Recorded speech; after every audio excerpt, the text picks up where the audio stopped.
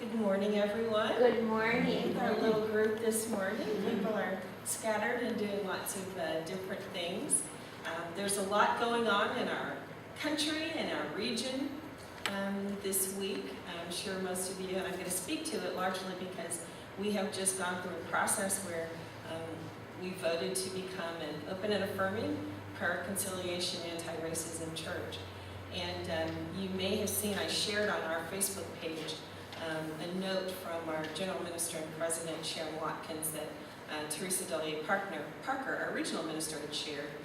And it's important to recognize when we say in essentials unity and non-essentials liberty and all things love, that we are a part of a tradition where everyone doesn't see things the way this congregation sees things.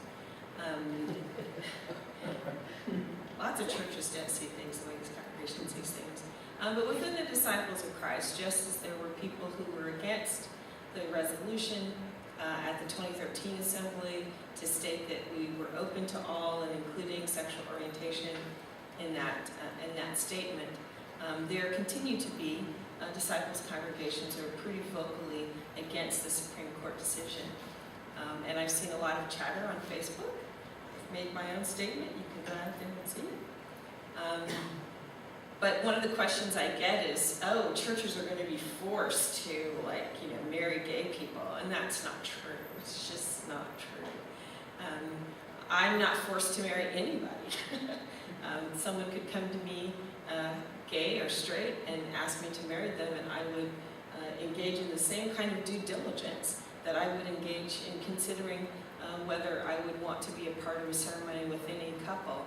I would never just marry anybody off the street. I'd have to have some conversations, go through some counseling with that group. So there's a mistaken notion that churches are going to be forced to do a lot of things. The churches aren't forced really to do anything.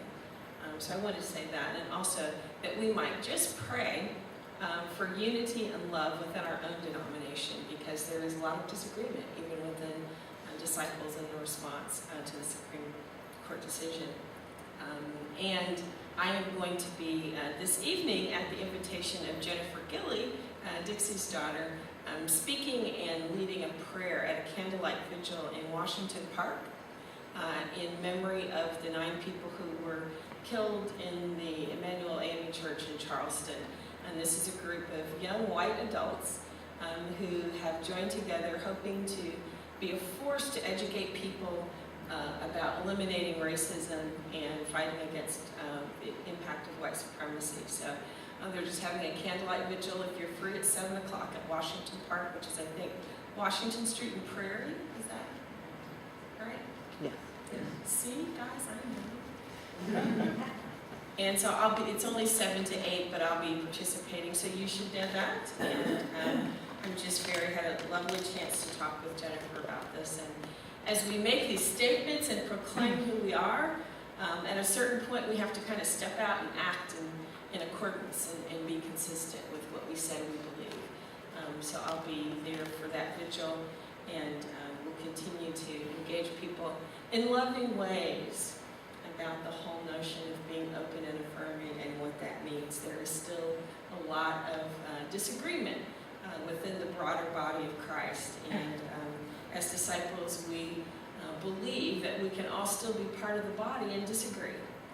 That it's more important that the world see our unity in the cause of Christ than that we be torn apart by differences of opinion on policy or theology. Now, with that said, the topic this morning is authentic generosity. Paul has a history of writing to the various churches as he's traveling, the churches that he's helped to establish. He has 2 letters to the Corinthians. The Corinthians, you should know, were a pretty cosmopolitan group. Lots of affluent people in the Corinthian church. So Paul is not writing to a little storefront, in other words. He's writing to a group of people who have resources, a group of people who have fought to kind of understand this new Christian ethos. It's the Corinthians to whom Paul writes in the first letter in 1 Corinthians 13 about the importance of showing love in all things. that no matter what your gifts are, you could be the most eloquent speaker, you could be the best singer, you could even, at this point in time in history, they think that you're more holy if you can do what those Christians did on Pentecost and speak in tongues, and if you can do all those other things. That somehow, the more you show externally manifest gifts, the better you are, the more holy and the more righteous of a Christian you are. And sadly, we still have churches in our society today that will preach not only that one needs to demonstrate gifts, but you're holier if you wear a skirt, or you're holier if you don't wear makeup, or you're holier if you don't use instruments in your worship. Lots of things that churches like to set themselves aside. You're holier if you wear robes. You're holier if you do communion every week. Lots of things that different churches would like to set up as something that sets them apart. And Paul has had many conversations in his letters with the Corinthians about what really makes them genuine, and the fact that none of us are more holy than anyone, that the only thing that really matters, as he tells us in 1 Corinthians, is that after everything else is gone, what remains is faith, hope, and love, and the greatest of these is love. In this particular passage in 2 Corinthians, he talks to them about what it means to be generous. Usually, you'll hear a series of sermons from me in our stewardship month in October. And I've had conversations with some of you that say, we need to talk about this giving thing a little more frequently. And so I'm going to do that today. But not to pound you or hit you up for a pledge, but to give you some opportunity to reflect and consider what it really means to be generous and what it means to do so in an authentic way.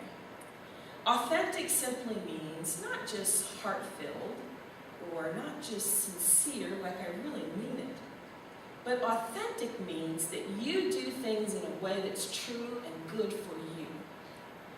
I can't do anything but be Terry Owens. You can't do anything but be who you are. You have your gifts, your talents, your resources. You have your thoughts, your opinions, your perspectives on the world. And so, Paul is saying you must respond to the call of the church, to the call of the world, to the call of God in a way that makes sense for who you are. And after all, God has made us each individually, uniquely. God's pretty creative. As I look around this room, you look different. You don't look like the same person.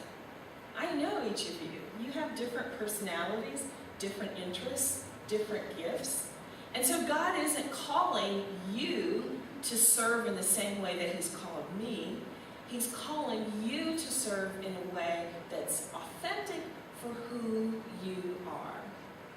When I used to teach courses on spiritual gifts at Salem for new members, I would always say, most of us usually have some sort of aspiration to be recognized and to be patted on the back. My famous example is there's a wonderful gospel singer named Yolanda Adams who has this wonderful, powerful voice. I wish I could sing like Yolanda Adams. Alas, I do not have Yolanda Adams' voice. I'm not really a good gospel soloist type of singer. I'm a good ensemble singer. I do well with more classically oriented music. And so Walter, being his authentic self, has never given me a gospel solo in the nearly 30 years that we've been together. He's asked me to play the piano, he's asked me to lead sectional rehearsals, he has supported my drama ministry, but Walter has never encouraged me as a soloist. And I thank God for his honesty and his sincerity. I would never want to be encouraged in something that I wasn't really as good at. And I always tell people, if your goal is to be recognized in some way, the best way to do that is to be your authentic self and do what you do well. That's when the accolades come, when you do what you're supposed to do. People will obviously know when you're not really suited to do certain things. There may be people who do solos. Walter and I have always, if I haven't been in the choir, I've always sat in a place in the sanctuary where he and I could make eye contact because I would be giving him feedback on how the choir sounds, or do something like this to say that the sound needs to be improved, or I'd hold up fingers about soprano, alto, tenor, bass, like that section I couldn't hear. We have this whole little system worked out where I could give him feedback from the pews. And I would have this process of sort of, I call it digging in my purse, when I was not into whoever the soloist was. And sometimes it could be because the soloist wasn't doing a good job, or sometimes it would be because that soloist was more interested in being seen and heard than they were in ministering the process of the song.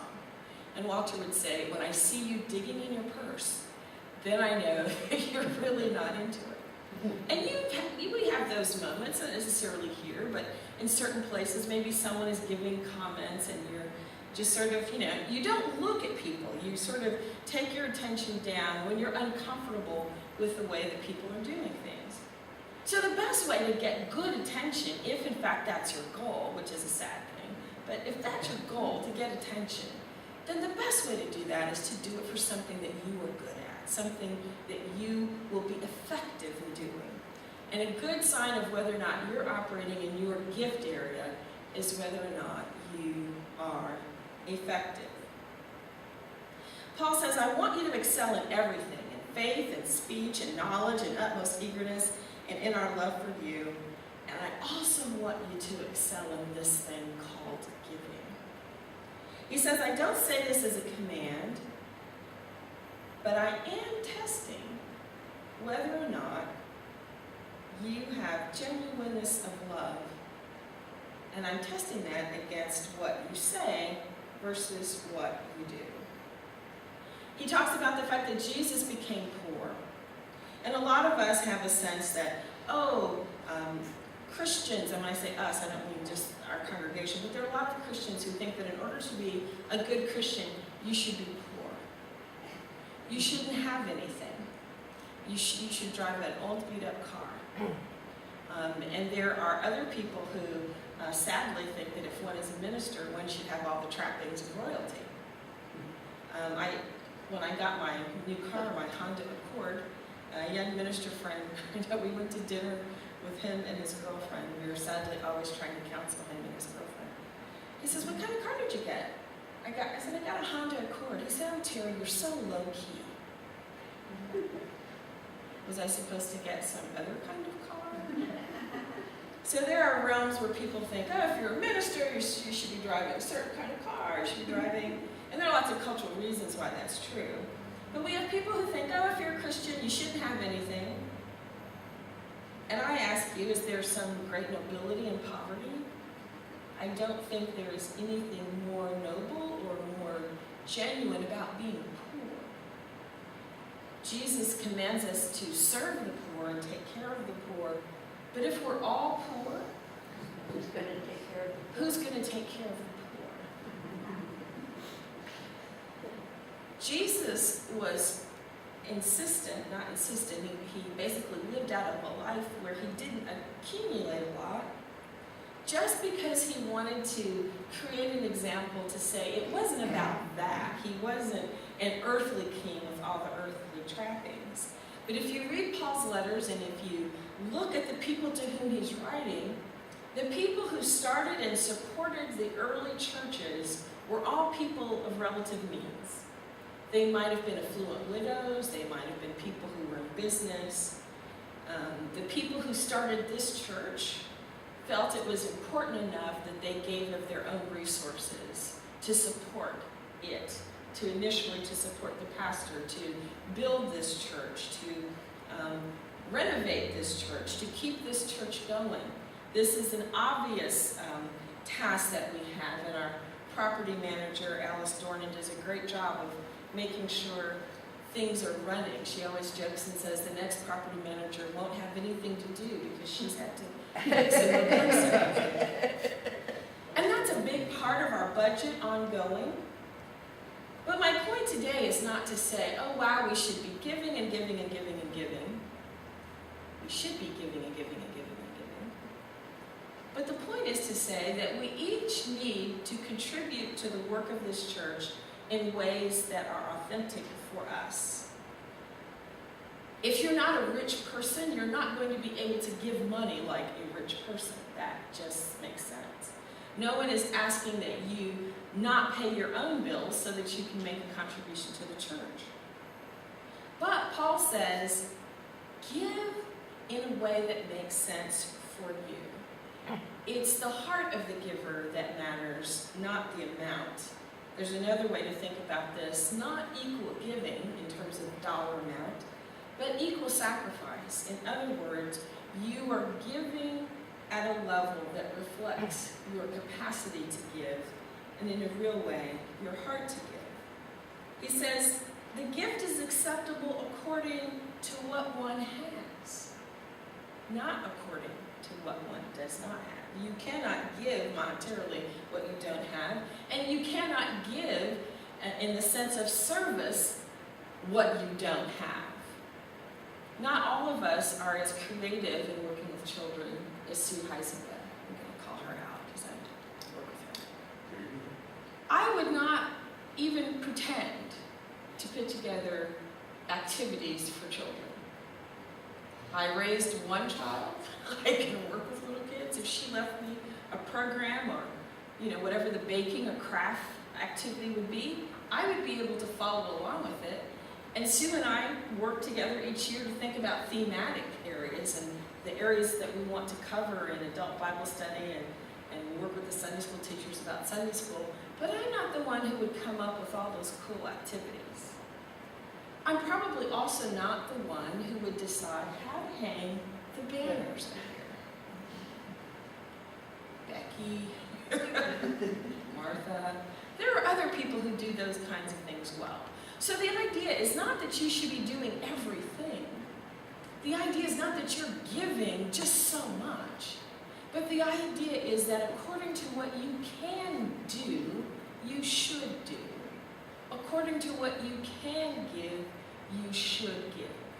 That's being true to yourself, being true to who you are. I once had a visitor who came to one of my new members classes, and we had a practice of having, just like we have Feed the Body and Soul, different people would bring food for the class that night. And one woman came up to me and she said, I don't think I'm going to be able to come to class anymore. And I said, oh, why not? Is it your work schedule? She says, I can't afford to bring food for people.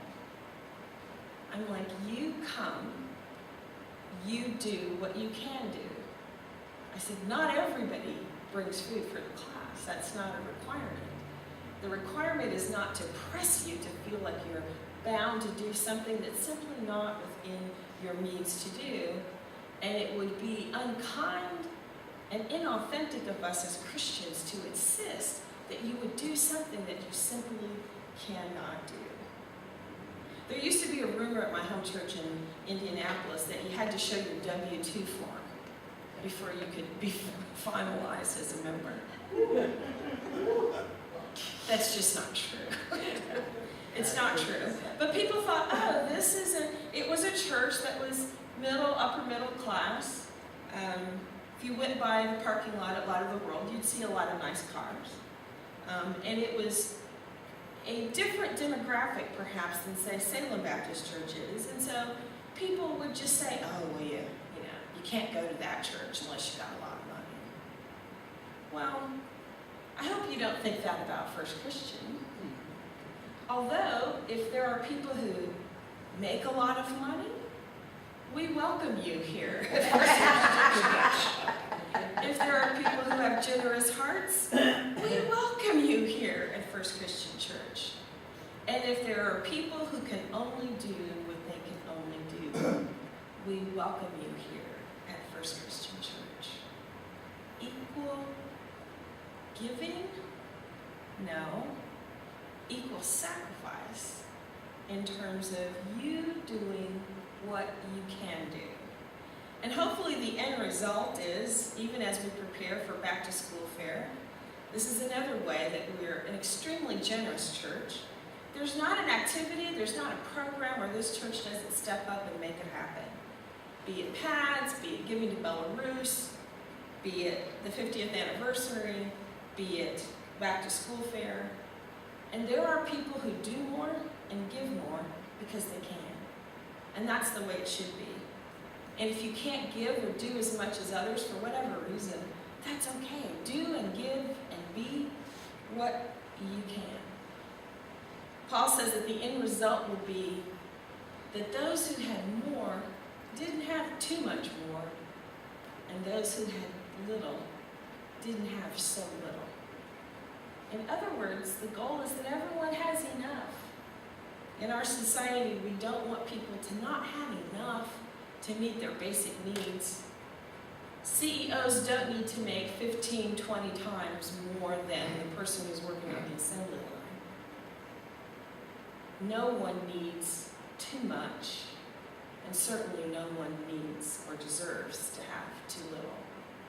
Hopefully somewhere in the middle, if we are giving and serving as our authentic selves, we can help make sure that within our own community and even within the broader world in which we live, there will be enough for all. Don't forget to give and do authentically who you are. I want to say a final word about our Hope for the Future Fund. We've perhaps forgotten a little bit about it, but that fund exists so that there is an ongoing reserve, an ongoing legacy that will be there in the future when all of us are no longer here. It was started because we had a very generous gift that was made as an operational reserve, and because of boilers and other things, we've had to dip into it. But I would encourage you to not forget the Hope for the Future Fund, and just like you might add a few more dollars to your mortgage payment or car payment to get it paid off a little earlier, when you can, perhaps when you have a little extra, think about that Hope for the Future Fund.